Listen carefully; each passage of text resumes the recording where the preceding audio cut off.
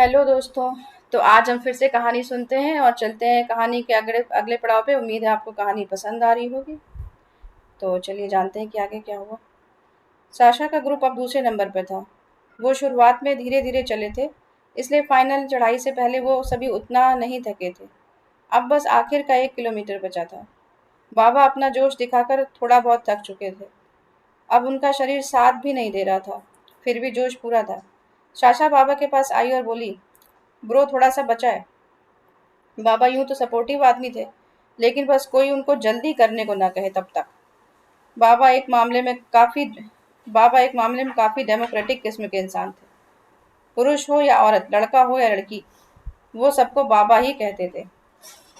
हाँ, बस लड़कियों के केस में लड़की का नाम जरूर लेते थे। बाबा ने कश लगाते हुए कहा, साशा फिर नई रेस आ जाएगी, तब तक कब तक फर्स्ट आओगी।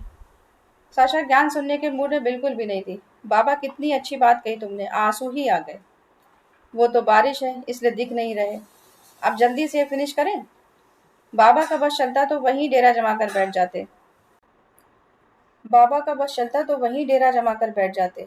लेकिन तभी सबसे आगे चल रहे ग्रुप वालों में से कोई चिढ़ाते हुए चिल्लाया, हो क्या बाबा। बाबा सब कुछ बर्दाश्त कर सकते थे, लेकिन अपना अपमान कभी। बाबा सब कुछ बर्दाश्त कर सकते थे, लेकिन अपना अपमान कभी नहीं। बाबा वहीं से चिल्लाए, बाबा से उदंड था। बाबा अब नए जोश में थे। बाबा ने साशा की तरफ हवा में हाथ हाई फाइव के स्टाइल में लहराया। साशा ने भी हाथ बढ़ा दिया। मनोज को यह देखकर खुशी हुई कि बाबा को कितनी आसानी से साशा ने समझा लिया था। साशा लौट कर मनोज के पास आ चुकी थी। अभी 10 मिनट चले ही होंगे कि मनोज का पैर सरक के मचक गया। उसको पैर में बहुत जोर से दर्द हुआ। मनोज दर्द की वजह से वहीं बैठ गया। साशा ने पहले नंबर वाली सीट को आगे बढ़ते हुए देखा, फिर मनोज की ओर देखा। साशा के चेहरे की उदासी मनोज से देखी नहीं गई। चोट जब ताज़ा लगती है तो समझ नहीं आता कि कितनी गहरी है। मनोज की चोट गहरी थी, लेकिन वह अपनी वजह से पूरी टीम को स्लो नहीं करना चाहता। मनोज की चोट गहरी थी, लेकिन वह अपनी वजह से पूरी टीम को स्लो नहीं करना चाहता था। वह हिम्मत करके उठ तो गया, लेकिन उसको दर्द बहुत हो रहा था। ज़्यादा दर्द हो रहा है? साशा ने पूछा। थोड़ा सा, मनोज ने मुस्कुराने का नाटक करते हुए कहा। अगले 15 मिनट में साशा की टीम पहले नंबर वाली टीम के एकदम पास आ चुकी थी। अक्सर जो लोग पीछे रह जाते हैं वे ज़्यादा जोश में होते हैं। साशा की टीम पूरे जोश में थी। मनोज का दर्द बढ़ चुका था, लेकिन वह अपनी बेटी के लिए हारना नहीं चाहता था। बाबा लीड लेते हुए सबसे आगे निकल कर आ गए और वहीं से हर हर महादेव ब्रो चिल्लाने लगा। उन सभी के लिए ये अब एक ऐसा खेल हो चुका था जिसमें हारने या जीतने से ज़्यादा खेल का मजा लेना जरूरी था। हर कदम के साथ मनोज को चलने में दिक्कत बढ़ती जा रही थी। शाशा ने मनोज से पूछा, रुक जाएं? मनोज ने अंदर से सारी हिम्मत जोड़ते हुए कहा, नहीं, थोड़ा सा ही तो बचा है। और आखिरी के 200 मीटर में जब चढ़ाई सबसे सीधी थी, उसमें शाशा की टीम ने पहले नंबर की टीम को पीछे छोड़ दिया। फोर्ड पहुंचते ही मनोज बैठ गया। अब वह एक एक भी और कदम चलने की हालत में नहीं था। शाशा ने खुशी से मनोज को हाई फाइव दिया। पूरा ग्रुप शोर मचा रहा था। उधर बाबा खड़े होकर चिल्ला रहे थे, हो। जिस लड़के ने बाबा को चिढ़ाया था, जैसे ही वह आया बाबा ने जोर से उसको पकड़ लिया और बोले, बाबा से बातें की जा सकती हैं, उदंडता नहीं, समझे। बाबा हम चाहते तो तुमको यहीं भस्म कर देते, लेकिन। बाबा एक सेकंड को चुप हुए और मुंह उस लड़के के कान के पास ले जाकर खूब जोर से चिल्लाए, हर हर महादेव ब्रो। बाबा इतनी जोर से चिल्लाए थे कि उस लड़के का कान सुन्न हो गया। एक ही सेकंड में उसको बाबा से पंगा लेने का फल मिल चुका था। वह परेशान होकर वहीं बैठ गया। बाबा ने एक कश लिया और अपना रेनकोट हटाकर बारिश में भीगने लगे। मनोज अब दर्द से करा रहा था। मीता ने वहां पहुंचते ही मनोज से पूछा, ज्यादा है? मनोज बाकी सभी का मूड खराब नहीं करना चाहता था, फिर भी दर्द अब सहन नहीं हो रहा था। हो तो रहा है। एडवेंचर वाली टीम ने फर्स्ट एड किट से तुरंत कुछ स्प्रे किए। मनोज को कुछ आराम मिला। साशा इस भीड़ भाड़ से दूर खड़ी थी। बारिश बादल के बीच में वह आसमान को देख रही थी। इसी बीच लीगल हेड और कुछ सिक्योरिटी के लोगों ने आकर मनोज को घेर लिया। बाकी बैच वालों को कुछ समझ नहीं आ रहा था कि क्या हो रहा है। लीगल हेड को मनोज पहचान चुका था। उसने आगे बढ़कर कहा, सर जरूरी है। मनोज उठकर चलने की हालत में नहीं था। उसने वहीं बैठे बैठे कहा, आप दिल्ली की टीम से मिल लीजिए। लीगल हेड के साथ में नेताजी का जो आदमी था, उसने भीड़ को हटाया और मनोज से कहा, साथ चलना होगा। उसकी आवाज में नेताजी वाली खनक थी। मनोज को इस तरह के लोगों से मिलने की आदत नहीं थी। लीगल हेड से ने बात संभालते हुए 2-3 मिनट लेकर मनोज को पूरा मसला समझाया। मनोज ने शांति से बात सुनी। उसने कहा कि टेलीकॉम मिनिस्टर से बात कराओ। तुरंत फोन मिलाकर उसे दे दिया गया। स्प्रे ने अपना असर दिखाया था। मनोज का दर्द कुछ कम हुआ था। टेलीकॉम मिनिस्टर लाइन पर थे। मनोज ने मोबाइल हाथ में लिया और उसको स्पीकर पर डाला और बड़े ही प्यार से कहा, बस छोटी छोटी 2 बातें। मुझसे मिलने के लिए खुद आना चाहिए था, और दूसरी बात ये कि आगे से मुझसे बिना पूछे मुझे डिस्टर्ब न किया जाए। टेलीकॉम मिनिस्टर ने क्या कहा क्या नहीं ये मनोज को सुनना नहीं था। वह उठा और लंगड़ाते हुए मीता और बाकी बैच वालों की तरफ बढ़ गया। मनोज के दुश्मनों की लिस्ट में एक नाम और बढ़ चुका था। टेलीकॉम मिनिस्टर एक कमरे के बाहर चुपचाप बैठा हुआ था। बाहर मीडिया वालों की भीड़ थी। मिनिस्टर को कमरे में बुलाया गया। राजनीति और जीवन दोनों ही अनप्रेडिक्टेबल हैं, और यही इनको मजेदार भी बनाता है। टेलीकॉम मिनिस्टर ने टेलीकॉम कंपनियों को स्पेक्ट्रम के बंटवारे में फेवर दिए थे। ये ऐसी बात नहीं थी जिसको सीबीआई अपनी जांच में ढूंढ निकाले। सच सामने था, डोर पतली थी, टेलीकॉम मिनिस्टर का जाना तय था। आपको एक मौका और दे रहे हैं। कमरे में ये आवाज सुनाई पड़ी। ये बात किसने कही, उससे इस कहानी में फर्क नहीं पड़ता। ये दिल्ली के गलियारों का एक चाणक्य था, जिसको पता था कि अगर भ्रष्टाचार में कोई मंत्री इस्तीफा दे तो सरकार पर ज्यादा सवाल उठते हैं। भ्रष्टाचार खत्म करना है, कर ही देंगे, बर्दाश्त नहीं करेंगे। ये घिसी पिटी बातें कभी पुरानी नहीं पड़ती। टेलीकॉम मिनिस्टर ने सारा दोष मनोज साल्वे पर डाल दिया था। सीट बचने की चमक और टेलीकॉम मिनिस्टर के चेहरे पर अलग ही थी। मैं किसी भी जांच के लिए तैयार हूँ। जब टेलीकॉम मिनिस्टर ने यह बात बाहर आकर मीडिया में कही, तो साथ में एक और बात जोड़ी। कुछ फर्जी वकीलों ने चीजों को मैनिपुलेट करके देश को मिलने वाले टैक्स का भारी नुकसान किया है। मिनिस्टर ने जानबूझकर मनोज साल्वे का नाम नहीं लिया, ताकि मीडिया वाले नाम लें। नकली डिग्री वाली बात का बवाल बनना अभी खत्म ही हुआ था कि मिनिस्टर ने नई चिंगारी लगा दी। जो टीम मनोज के लिए काम कर रही थी, उसकी लिस्ट में नाम कम हो रहे थे। लेकिन मनोज की डिग्री फेक है, ऐसा कोई क्यों करेगा? ये जानकारी अभी भी नहीं मिल पा रही थी।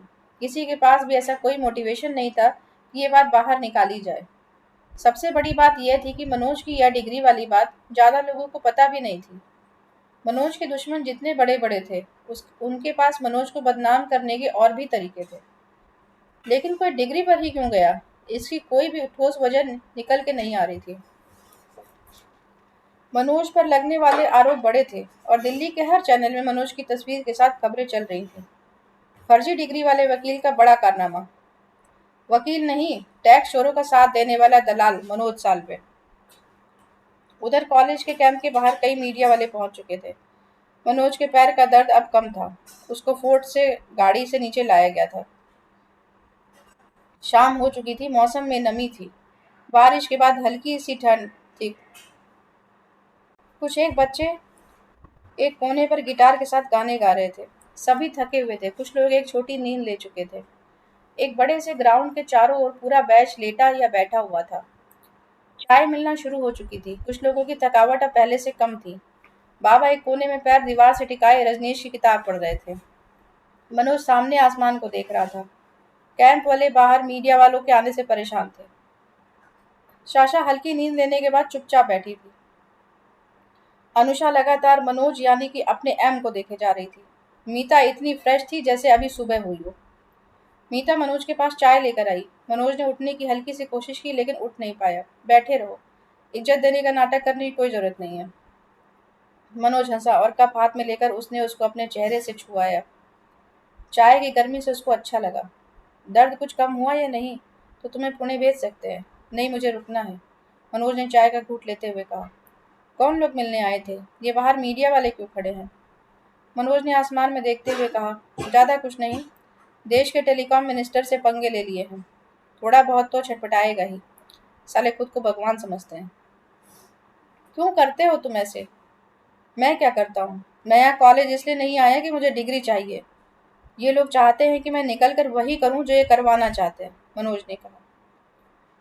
साशा के लिए कुछ परेशानी तो नहीं खड़ी करोगे ना? नहीं खड़ी करेंगे ना। जिसको परेशान करना होता है वो कर लेता है, पहले धमकाता नहीं है। फिर भी कुछ तो परेशान करेगा ही ना। बदनाम करेंगे, करते रहे। कुछ और बात करो यार, मनोज ने कहा। पीछे जो गाने की आवाज आ रही थी वो तेज हो रही थी। कुछ लोग लड़कियां लकड़ियां लगाकर आग जलाने में जुटे थे। लकड़ी के धुएं की महक बारिश से गिली हुई मिट्टी की महक में घुल रही थी। हर शाम की महक होती है। उस दिन कई सालों बाद मनोज ने शाम को इतना धीरे बहते हुए देखा था। दवा का असर अब कम हो रहा था। उसका दर्द बढ़ रहा था। लेकिन मनोज दूर से साशा को देख रहा था, कि जो शाम को देख रही थी।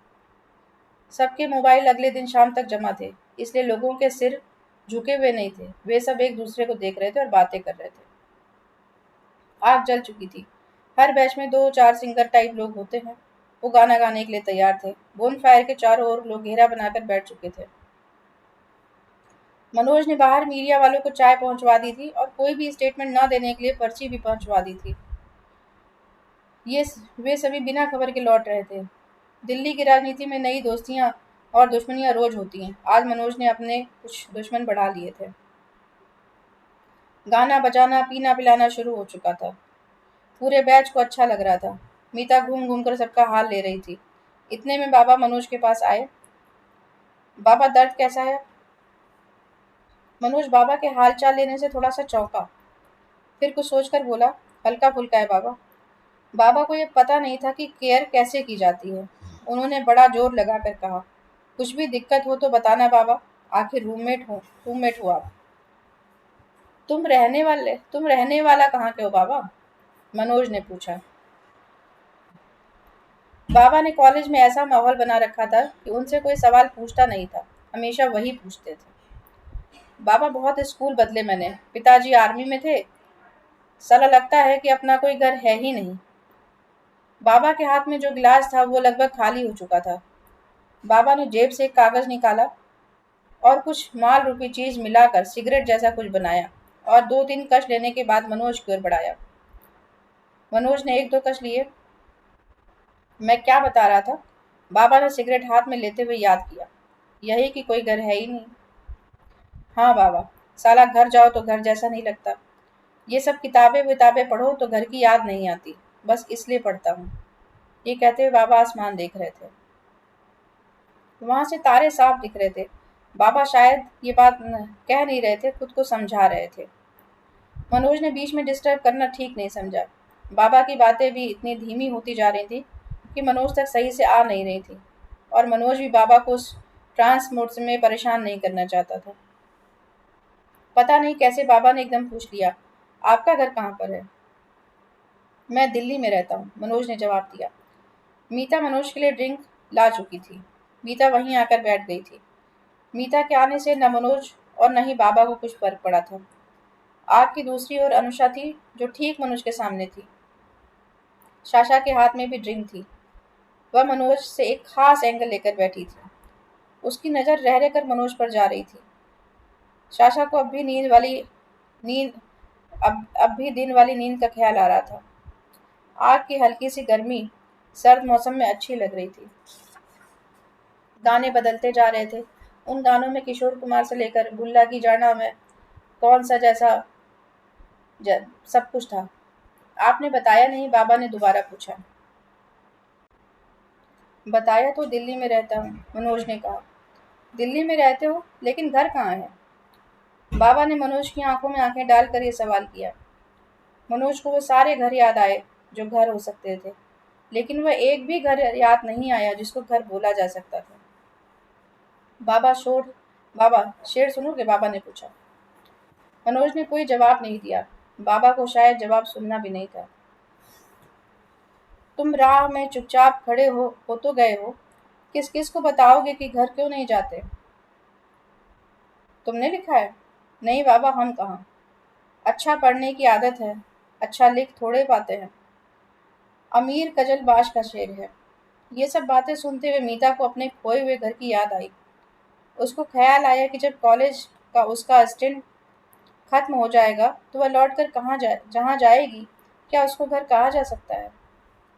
घर आखिर होता क्या है? ये सवाल बाबा, मनोज और मीता तीनों के मन में था। तीनों के पास एक एक परमानेंट एड्रेस था। तीनों का अपना घर खो चुका था। तीनों चुपचाप आसमान में देखते हुए तारों में अपना घर ढूंढने लगे। जमीन पर खोए हुए घर आसमान में दिखते हैं। साशा ने बहुत दिनों बाद मनोज को इतने ध्यान से देखा था। कई बार आदमी दूसरों से नाराज इसलिए होता है क्योंकि वह अपने आप से नाराज होता है। साशा की उम्र नाराज होने वाली थी। अनुषा उसके पास आकर बैठी। साशा ने अनुषा को देखा और कुछ नहीं कहा। अनुषा ने एक गिलास साशा की तरफ बढ़ाया। उसने वो गिलास ले लिया और अनुषा की ओर देख हल्का सा मुस्कुराई। एडवेंचर स्पोर्ट वाले लोग सबसे हालचाल ले रहे थे। एक दो लोग और थे जिनके हाथ पैर में दर्द था, लेकिन शाम के अच्छे मौसम ने सारी थकावट मिटा दी थी। इसी बीच किसी ने स्पीकर पर पार्टी वाले गाने बजा दिए। अनुषा सबसे पहले डांस फ्लोर पर आई। उसको देखकर बैच के कुछ और लोगों ने भी ज्वाइन कर लिया और देखते ही देखते डांस फ्लोर पर अच्छे खासे लोग हो गए। मीता बैठी हुई देख रही थी। डांस करना साशा की कमजोरी ही नहीं, मजबूरी भी थी। वह ठीक ठाक नशे में थी। वह मीता के पास आई और सबको जबरदस्ती खींचकर ताजा ताजा बने हुए डांस फ्लोर पर ले गई। मीता के फ्लोर पर आते ही सभी एकदम जोश में आ गए। बहुत से ऐसे लड़के जिनका मीता क्रश थी, वे भी आसपास आने की कोशिश कर रहे थे। साशा अपनी ही धुन में थी। धीरे धीरे डांस फ्लोर पर भीड़ बढ़ती जा रही थी। मीता भी एंजॉय कर रही थी। मनोज सबको दूर से देखकर अपनी ड्रिंक ले रहा था। बाबा पवी रंजन ट्रांस में थे। उनको डांस में घसीटने की कोशिश बहुत लोगों ने की, पर बाबा कहाँ मानने वाले थे। बाबा की क्लास की लड़की जब बाबा को बुलाने आई तो बाबा ने उसे ही अपने पास बिठा लिया और ज्ञान देने लगे। बाबा, नृत्य जो है वो तन में नहीं मन में होना चाहिए। उस लड़की को बात अजीब तो लगी, लेकिन उसे ऐसी फालतू सी लगने वाली फिलोसफिकल बातें अच्छी लगती थी, इसलिए वह कुछ नहीं बोली। बाबा के पास अब एक श्रोता था, इसलिए बाबा के पास दुनिया भर की बातें थी। बाबा खुद बाबा को खुद भी नहीं पता था कि वो बोल क्या रहे हैं। लड़की को भी नहीं पता था कि ये क्या बोल रहे हैं। दोनों में बातें हो रही थी। कुछ लोग पार्टी में बोर हो जाते हैं, लेकिन मजबूरी में जब पार्टी में बैठना ही पड़ जाए तो दो चीजें खोजते हैं, एक कोना और एक साथ। बाबा के पास दोनों थे। लड़की जिस तरह सिर हिला रही थी, दूर से देखकर ऐसा कहा जा सकता था कि वह बाबा से अच्छा खासा इम्प्रेस थी। मनोज की नज़र साशा पर थी। वह आज के समय की एक परत काट कर एक पुराने समय में था। उस पुराने समय में साशा भी उसके साथ थी। सामने नाचती हुई साशा के साथ में वह एक बच्ची साशा भी उसके सामने थी। हम एक साथ कई सारे समय के बीच में रहते हैं, समय जो एक दूसरे में गड्डमगड होते रहते हैं। इसीलिए हमारी असली उम्र केवल उतनी नहीं होती जितनी जन्मदिन पर होती है। इसलिए गांव के बूढ़े पैर छूने पर आशीर्वाद देते थे कि जियो, क्योंकि लंबी उम्र के लिए याद करने लायक पल होना जरूरी है। यादें घिस जाएं तो उम्र एक बोझ बन जाती है। मनोज को जीवन में कभी यादों को दोहराने का टाइम ही नहीं मिला था। इसीलिए शायद वह कॉलेज लौटा भी, जहां से ठहर कर पीछे देख सके। पापा, आप डांस क्यों नहीं करते? मम्मी कितना अच्छा करती हैं। तुम मुझे सिखा दो ना। इसमें सिखाना क्या है पापा? बस डांस करने लगो, बहुत मजा आता है। चलो करो अब। अच्छा, नेक्स्ट बर्थडे पर पक्का। नहीं, आप झूठ बोल। आज करना पड़ेगा। मुझे देखो, ऐसे करो। सिंपल तो है ना? बीच बीच में उठता हुआ दर्द उसको आज में वापस खींच रहा था। अब दर्द इतना था कि उससे सहन नहीं हो रहा था। दर्द से कराहता मनोज साशा को दिखा। उसने मीता को बताया पर खुद नहीं आई। अगले कुछ ही मिनटों में मनोज को लेकर एक गाड़ी अस्पताल की ओर बढ़ चली। मनोज दर्द से बेहोश हो गया था। तो दोस्तों, यहीं पे हम कहानी रोकते हैं और उम्मीद है आपको कहानी पसंद आ रही होगी। अगर पसंद आ रही है तो प्लीज़ लाइक कीजिए, शेयर कीजिए, सब्सक्राइब कीजिए और बेल आइकन को प्रेस कीजिए। तो कल फिर मिलेंगे। Thank you so much.